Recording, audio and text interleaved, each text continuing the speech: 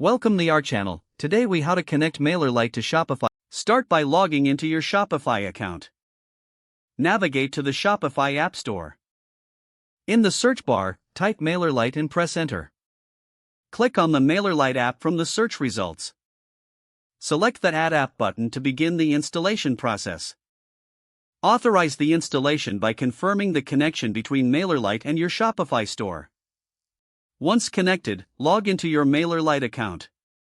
If you don't have an account, you can create one by following the on-screen instructions.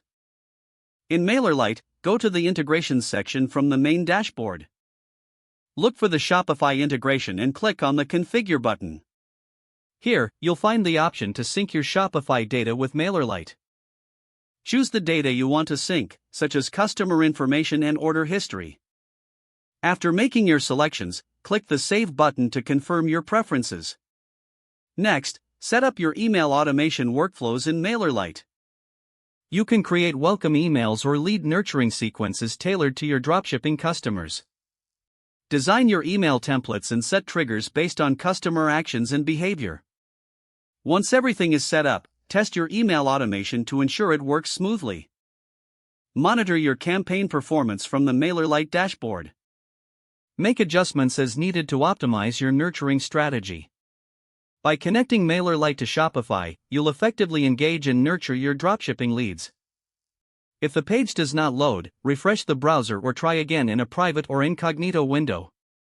Make sure you are using the correct email address, then retype it carefully to avoid small typos. If your password is not accepted, use the reset option and create a new strong password you can remember. Check your spam folder for verification or security emails, then complete any requested confirmation steps. Enable two-factor authentication if available to improve account security and reduce unauthorized access risk. After signing in, review your profile details so your contact information and settings are accurate and current. If you see an error message, note it down and try again after restarting your device and internet connection. Log out when you finish, especially on shared devices, to keep your account and payment information secure.